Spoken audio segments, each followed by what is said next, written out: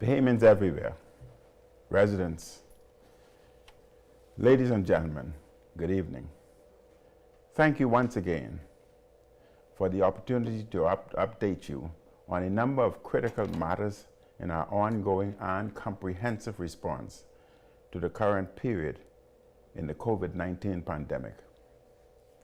As you are aware, there has been a global surge in cases in recent times, driven by the highly contagious Delta variant. In a press briefing last Wednesday, Director of Pan American Health Organization, Dr. Carissa Etienne, noted that COVID infections and deaths are rapidly rising across the Caribbean.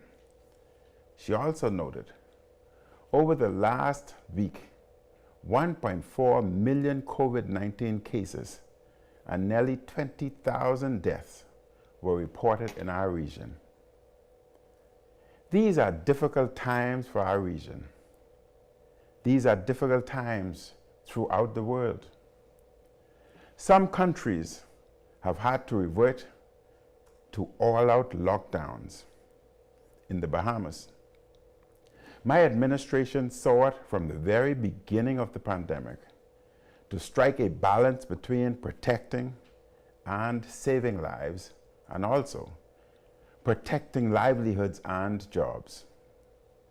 We have put in place public health measures and guidelines to help slow the spread of the virus, while also allowing work to continue to save and to rebuild the economy. Bahamians have endured financial and social hardships due to this pandemic. We want our people to be able to earn a living while there are public health measures in place to help slow the spread of this deadly virus. It is vital that our people have access to work and to economic opportunities to take care of themselves and their families. This has been the worst public health crisis in our modern history. It has also been the worst economic crisis by far. We know that vaccinations are the primary means of ending the emergency stage of the pandemic, of saving lives, and of getting our people back to work. At her press briefing on Sunday, August 15th, Dr. Mercelyn Dahl-Regis, chair of the National COVID-19 Vaccine Consultative Committee, provided information regarding the effectiveness of vaccines in the Bahamas. For the Princess Margaret Hospital, from March 14th, 2021 through July 31st, 2021, no one who was fully vaccinated was hospitalized. No one who was fully vaccinated died. This is compelling, real-time data demonstrating why Bahamians need to get vaccinated, and vaccinated now. The virus has many of our citizens fighting for their lives. It has killed more Bahamians in this wave. We must continue to pray for those who have lost their lives, for those who are ill at home or in hospital. Let me again say to those who are still thinking about getting vaccinated, you do not have time to keep thinking about whether or not you will take the vaccine. You do not have time to keep researching. You need to come forward now to get the life-saving protection that vaccination gives. My administration knows that the only way out of the emergency phase of the pandemic is to vaccinate as many Bahamians as possible in as short a time as possible. That is why we have launched the largest vaccination program in Bahamian history. The Bahamas has secured more than 500,000 doses of some of the best vaccines in the world. Supplies of the AstraZeneca, Pfizer, and Johnson & Johnson vaccines are already in country. More of the Pfizer vaccines are on the way. Since our national vaccination campaign began in mid-March earlier this year, we have administered a total of 129,017 doses of the COVID-19 vaccine. As of Saturday, the 21st of August, a total of 55,291 Bahamians and residents are fully, completely vaccinated. This includes those who have been fully vaccinated abroad and have registered their status on the vax.gov.bs portal.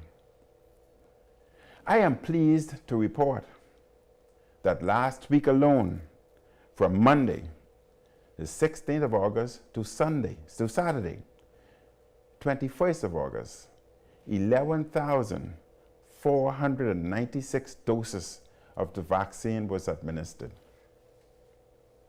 The majority of these were first doses.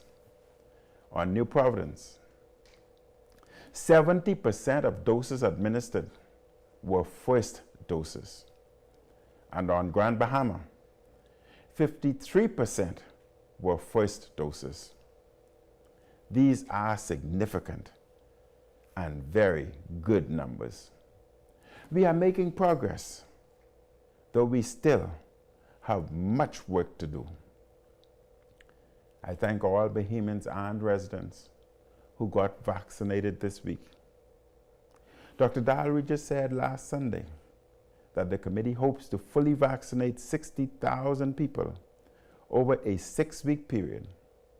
Please, help us reach this critical goal by coming forward and get vaccinated.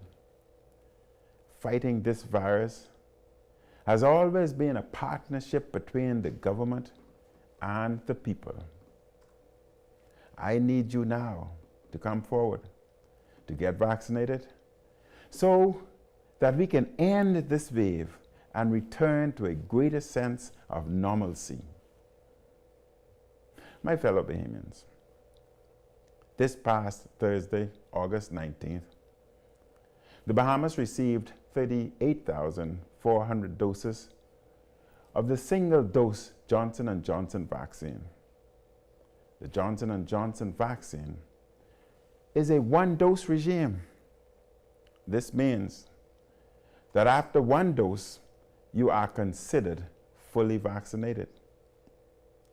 In the initial rollout of Johnson & Johnson, the vaccine will be used in the next phase of vaccinations in the Family Islands for those residents who have not yet received a vaccine and who wish to do so. The Johnson & Johnson vaccine will also be used to vaccinate homebound residents who have not yet received the vaccine and who wish to do so. For the homebound who have already received the first dose of the AstraZeneca vaccine, they will receive a second dose of the AstraZeneca. More information will be released about the administration of the Johnson & Johnson vaccine at a later date. Additionally, on Grand Bahama, the administration of COVID-19 vaccines, including Pfizer, will be ramped up this week. This will include an additional center being opened, weekend hours, and additional vaccination opportunities in communities in the eastern and western areas of Grand Bahama. Vaccination teams from New Providence are being sent to Grand Bahama to assist local health teams. During the course of the national COVID-19 vaccination program, we have made vaccines available to residents of all islands and keys where people reside. Because of our extensive archipelago, with many populated islands and keys, this has been an extraordinary logistical challenge. Thankfully, with the help of many key partners and the hard work of our medical professionals, all islands and keys where people reside have had the opportunity to receive at least one dose of the vaccine. Doses of the Johnson & Johnson vaccines have already been sent to San Salvador. Vaccination teams will be returning to the Family Islands starting with mainland Abaco on Tuesday, Wednesday, and Thursday of this week. The following week, vaccination teams are expected to return to Exuma and Eleuthera. On the Family Islands, second doses of AstraZeneca vaccine will be administered along with the single-dose Johnson & Johnson vaccine. Pfizer will also be made available to residents 12 and over.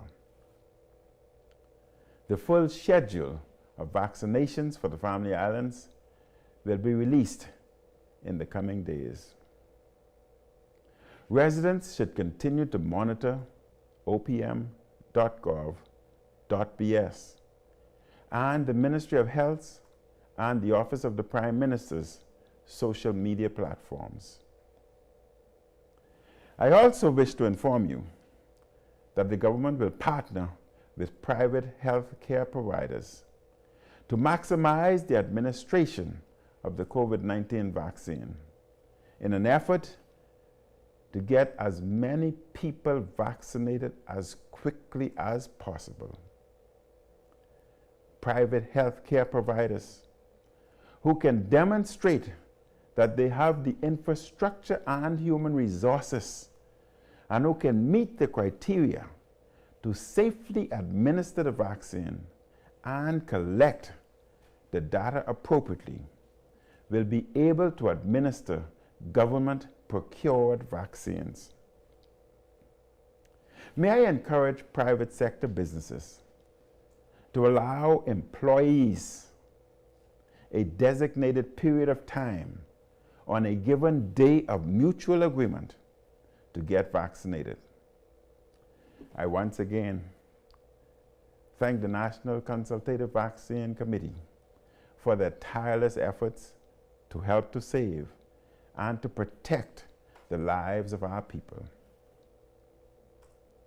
Dear parents and guardians, may I remind you that the Pfizer vaccine is available to everyone over the age of 12 years old.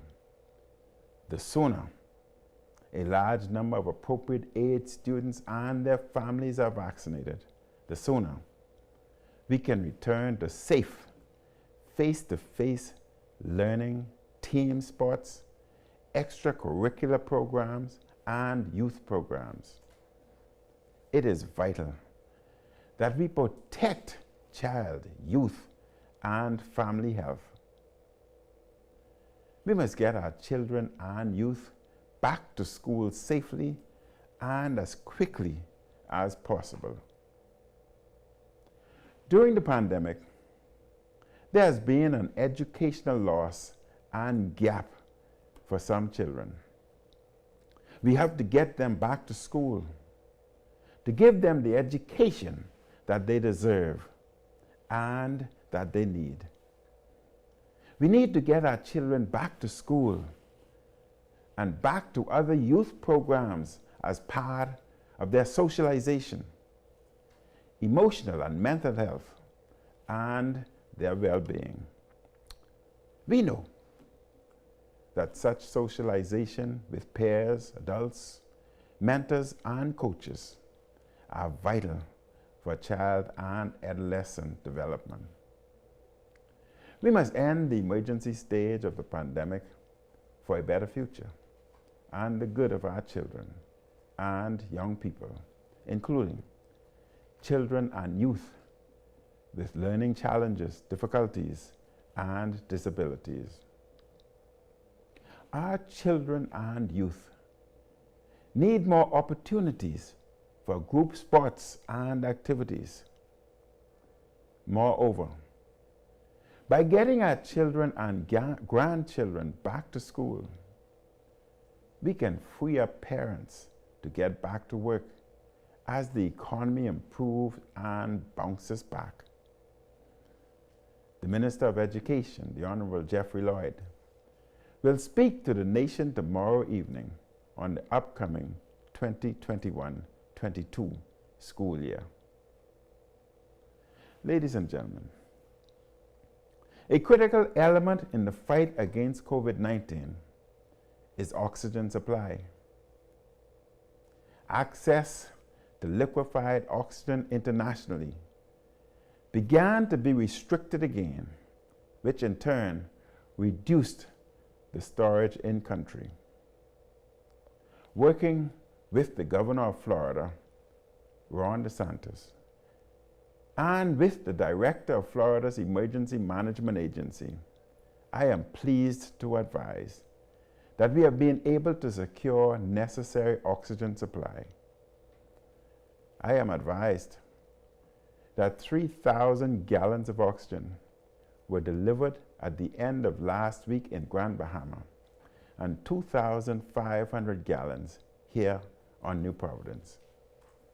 Today, Princess Margaret Hospital has approximately 7,500 gallons of liquid oxygen.